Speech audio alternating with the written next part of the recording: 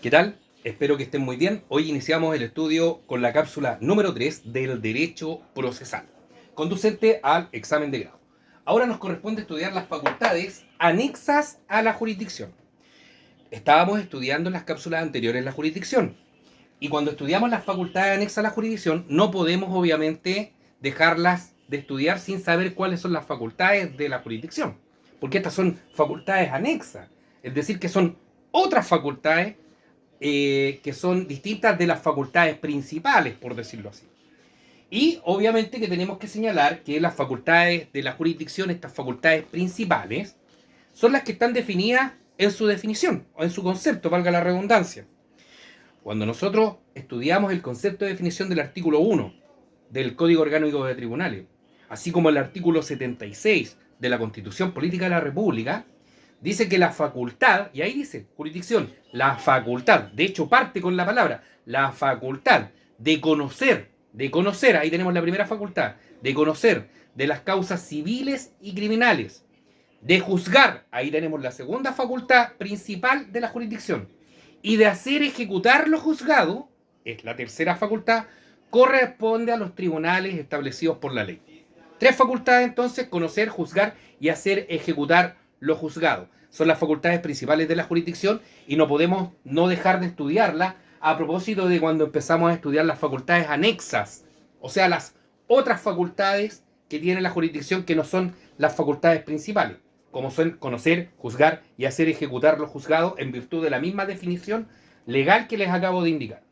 Bueno, dentro de las facultades de la jurisdicción tenemos las facultades conservadoras, las facultades disciplinarias y las facultades económicas. Y para entender un poco de qué se tratan las facultades anexas a la jurisdicción, debemos señalar ciertas cosas. Cuando hablamos de las facultades conservadoras, hablamos de la facultad que tiene la jurisdicción de proteger la Constitución, las garantías constitucionales y la ley. Esas son las facultades conservadoras, porque conservan, valga la redundancia, ocupando el mismo término, lo que establece la ley, lo que establece la Constitución. Al revés, lo que establece la Constitución y las leyes, pues la Constitución está por encima de la ley. ¿Y cuáles, en definitiva, son las acciones que realiza la jurisdicción para poder efectuar estas facultades conservadoras? Bueno, algunos ejemplos de ellos, por ejemplo, son los jueces de garantía cuando visitan periódicamente las cárceles para verificar que efectivamente se está protegiendo la garantía constitucional de los detenidos. No vamos a entrar en detalle ahí con ese tema porque el último informe del último juez de garantía no fue muy proligio al respecto. También tenemos obviamente los recursos de protección, que son los que existen a nivel jurisdiccional para poder proteger, valga la redundancia, las garantías constitucionales establecidas en la misma Constitución, en el artículo 20, acuérdense. Luego tenemos el recurso de amparo, que protege obviamente una de las garantías más grandes o más importantes, sin desmerecer al resto, que es la libertad personal y la seguridad individual de las personas. Recurso de amparo. Bueno, en ese aspecto, porque también tenemos el amparo económico, que tiene otra función. Pero básicamente son medidas conservadoras como facultad anexa a la jurisdicción que hay que tenerlas en cuenta. Cuando hablamos de las facultades disciplinarias, cuando nos referimos a las facultades disciplinarias, nos referimos a que éstas mantienen y resguardan el correcto y normal funcionamiento de los tribunales. Mantienen y resguardan el normal funcionamiento y el correcto funcionar de los tribunales y de los funcionarios públicos y de los jueces. Y acá encontramos la queja disciplinaria, el recurso de queja y las amonestaciones verbales o escritas, las multas o los arrestos en función del orden jurisdiccional. Un ejemplo de ello: queja disciplinaria en contra de la conducta de jueces y funcionarios en su actuar. Recurso de queja en contra de las resoluciones judiciales que están con flagrante abuso de la ley y que son perpetradas en contra de los jueces, porque ellos son los que emiten esta resolución.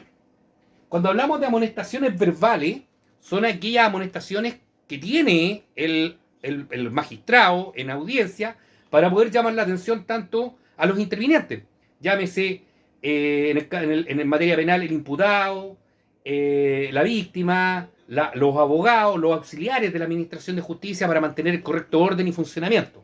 Un ejemplo es la audiencia. Las multas, cuando obviamente no se acatan esto, e incluso los arrestos por desacato.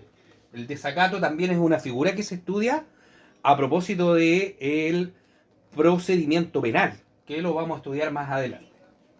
Y por último tenemos las facultades económicas, que son las últimas pero no las menos importantes, porque estas facultades económicas permiten que la jurisdicción ejerza un sistema correctivo administrativo de supervigilancia entre las instituciones. Y acá encontramos, por ejemplo, el discurso del presidente de la Corte Suprema que da todos los años al inicio del año judicial, el escalafón, el que existe en cuanto a los grados y que obviamente va en cuanto al sueldo y a la jerarquía de los funcionarios al interior del Poder Judicial. Los autoacordados, tanto internos como externos, que emiten tanto la Corte Suprema como las Cortes de Apelaciones respectivas para ordenar administrativamente su funcionamiento. La confección de listas de mérito para permitir que los funcionarios puedan acceder a un mayor grado en el escalafón. Y por último, la instalación de los jueces, la remoción de los jueces, los traslados de los jueces, las permutas de los jueces, cuando yo solicito que un juez vaya de una corte a otra o de un tribunal a otro, no yo, sino quien está a cargo de esa función. Esas son las facultades económicas. Entonces, recordar que cuando estamos estudiando las facultades anexas a la jurisdicción, son las otras facultades, porque las facultades principales de la jurisdicción son conocer, juzgar y hacer ejecutar los juzgados, y eso tienen que acordarse del estudio del artículo primero, que se lo voy a repetir mucho, del Código Orgánico de Tribunales, o del artículo 76 de la Constitución Política de la República, que tienen que repetirlo como loritos, porque ese artículo les sirve mucho para responder estas cosas. Cuando ustedes están hablando del artículo 76 de la Constitución Política de la República, o en consecuencia por el artículo 1 del Código Orgánico de Tribunales, están hablando de la definición legal de jurisdicción.